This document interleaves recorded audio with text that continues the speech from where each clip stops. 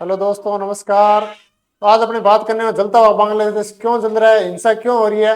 वैसे तो आपने बहुत वीडियो देखो, लेकिन सटीक जानकारी से पूरा हो क्यों रहा है, इसका रीजन क्या है, क्यों बांग्लादेश हो रहा है, क्यों हिंदुओं पे हमले हो रहे हैं, क्या वजह, इसका कारण क्या है, इस पर अपने पूरी चर्चा करने वाली है। जो विश्व संदर्भ में जो संशय की घटना है, इसके बारे में अपने पूरा विस्तार से इसके बारे में जानेंगे। तस्वीरों के माध्यम से एक एक चीज आपको सटीक जानकारी के साथ बताऊंगा। तो सबसे पहले 24 जुलाई 2025 की बात है, जब शेख हसीना विरोध हुआ। शेख हसीना का भी बहुत ज्यादा विरोध हुआ। शेख हसीना वहां से भाग जाती है और भारत में आके शरण लेती है। भारत उसको शरण देता है। जब ऐसा यह तस्वीरें देखो, इस प्रकार प्रदर्शन होता है। शेख हसीना बांग्लादेश को छोड़कर भारत में आ जाती है, यहाँ शरण ले लेती है। अब नेक्स्ट तस्वीर आपके सामने बताता हूँ। ये शेख हसीना आप सभी जानते हो। तो ये वहां से भाग के भारत में आके शरण ले लेती है। अभी जो वर्तमान बांग्लादेश जल रहा है, जो इस वर्तमान मुद्दा है, ये एक चेहरा सबकी पहचान बना हुआ। क्यों क्यों ऐसा हो रहा है भाई। शेख हसीना का हिंसा हुआ, शेख हसीना भारत में आ जाती है। उसके बाद में क्या होता है, जब ये बंदा है कट्टर उस्मान हाजी, इसका नाम है उस्मान हाजी। ये शेख हसीना का कट्टर विरोधी होता है।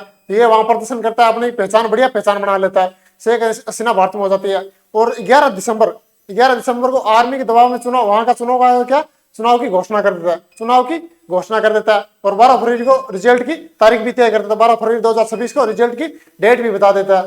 तो इस प्रकार से चलता रहता है प्रोग्राम। और जब चुनाव आते हैं, चुनाव के आसपास जब ये क्या है, उस हाजी ये निर्दलीय चुनाव, ढाका से निर्दलीय खड़ा हो जाता है चुनाव के लिए। निर्दलीय चुनाव खड़ा हो जाता है। उसके बाद बताऊं उस तस्वीर में ये क्या करता है, ये उसके बाद ये चुनाव प्रचार में ये एक तस्वीर जारी करता है। सारा विवाद इसी तस्वीर के इसी वजह से जल रहा है, इसी वजह से हत्या हुई। अब देखो इसमें क्या जारी किया, ये तस्वीर है। यहाँ आप देखो इसको, ये देखो बांग्लादेश कितना है, यहाँ देखो ये बांग्लादेश इतना सा, ये रहा अपना बांग्लादेश। यहाँ से ये तस्वीर जारी करता है। देखो उसके बाद क्या, इस क्षेत्र भारत का ये जो क्षेत्र देखो, इस पूरे क्षेत्र को ये बांग्लादेश का हिस्सा बता देता है। और इस भारत का जो पूरी भारत अपने 7 सिस्टर वार, इस पूरे भाग को भी अपने बांग्लादेश का भाग बताता है इस नक्शे में। उसके बाद पाकिस्तान का देखो, अपने पंजाब है कश्मीर वाला भाग, इसको भी खत्म करके ये इसका भाग बताता है। इसी नक्शे पे विवाद होता है। और इसी के 2.5 घंटे बाद आपको तस्वीर बताता हूं, तस्वीरों के माध्यम आसानी से समझ।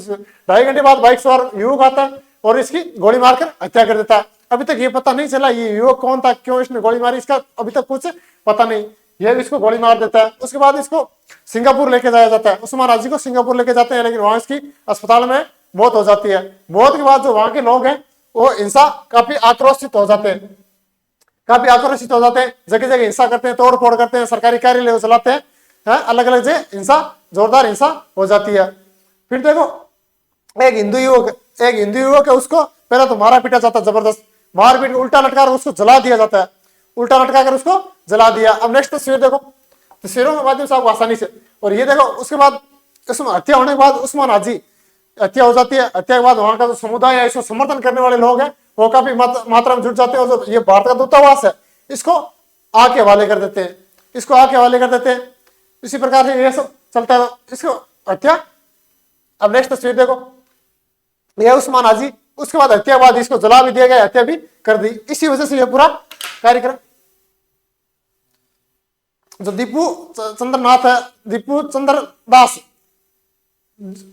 चंद्र दास जो हिंदू लड़के को जलाया गया था, उसका नाम क्या था, दीपू चंद्र दास। नाम याद रखना, दीपू चंद्र दास। और इसका नाम क्या है, उस्मान हाजी। तो ये वहां का बहुत बड़ा नेता और शेख हसीना का। अच्छा ये है उस्मान हाजी। तो तस्वीर तभी मिलती जुलती है ना। इसको देखो, ये दीपू कौन है, दीपू जो हिंदू लड़का है जिसको पीट कर मारा गया, उसके बाद उल्टा लटका कर जला दिया गया। कितनी जला दी हुई है। और उस्मान हाजी की तस्वीर आपने देख ली। उसके मरने के बाद ये सब हुआ है, हिंदू लड़के ने जो एक था उसको जला के मार दिया गया। इसी प्रकार से पूरा घटनाक्रम जो इसने नक्शा जारी किया उस्मान हाजी ने, उसके बाद ये पूरा घटनाक्रम वह उसकी अस्पताल में मौत हो जाती है। उसके बाद हिंदू लड़के को मारा जाता, कार्यालय फूंक दिया जाता। और बांग्लादेश में अभी भी तनाव के हालात बने हुए हैं। वहां की आर्मी, चुनाव अभी तक हुए नहीं है, चुनाव की घोषणा हुई थी, आर्मी के अभी अंडर में सारा शासन तंत्र चल रहा है। तानाशाही शासन, अभी तक कोई लोकतंत्र नहीं है। चुनाव की घोषणा हुई थी, उसके बाद ये पूरा घटनाक्रम हो गया। अभी भारत के सचिव वगैरह वो भी लगातार संपर्क करेंगे भाई, हिंदुओं में जो लगातार हमले और उनको रोका जाए। वहां की सरकारें दावा करी कि ऐसा कुछ हुआ नहीं है, हमने हिंदुओं में हमला नहीं किया, हमने उनकी सुरक्षा बढ़ा दी है, दावा करी है। लेकिन तस्वीरें सामने आ रही है, तस्वीरें आपको बता दी है, इससे पता चल रहा है कि हिंदुओं में वहां किस तरह कत्लेआम हो रहा है। तो ये एक पूरे नक्शे की वजह से इतनी बड़ी हिंसा हो गई और बांग्लादेश अभी भी सुलग रहा है। ढाका में बहुत ज्यादा अभी भी तनाव बना हुआ है। साथियों, ऐसी साम्प्रदायिक घटनाएं जो नई नई घटनाएं होती है, रोजाना ताजी घटनाओं के लिए आप चैनल को सब्सक्राइब करना। आपको नई नई वीडियो मिलते रहेंगे। नई वीडियो आपको कोई जीके पढ़ने, आप रट्टा मारोगे, किताब में जाओगे, ऐसी घटनाओं, छोटा सा वीडियो 10 मिनट का वीडियो होगा, उसको आप देखना। 10 मिनट में आपको बढ़िया चीज, अब ये घटना, इसका क्वेश्चन बनाएगा, पूछना ही पूछना कैसे भी, तो आपको ये बढ़िया से तैयार हो जाएगा। अगर वीडियो अच्छा लगे तो लाइक कर देना और चैनल को सब्सक्राइब कर लेना। नई नई घटनाओं के वीडियो मिलते रहेंगे। पूरे विश्व संदर्भ में कहीं भी ये घटनाएं हो, आपको इससे छोटे वीडियो, छोटे छोटे, ज्यादा 10-15 मिनट से बड़ा वीडियो बनाते नहीं, आप चाय पीते खाना खाते आराम से इसको देख सकते हो। तो चैनल को सब्सक्राइब कर लेना, आपको नए नए वीडियो मिलते रहेंगे। नमस्कार साथियों, जय हिंद।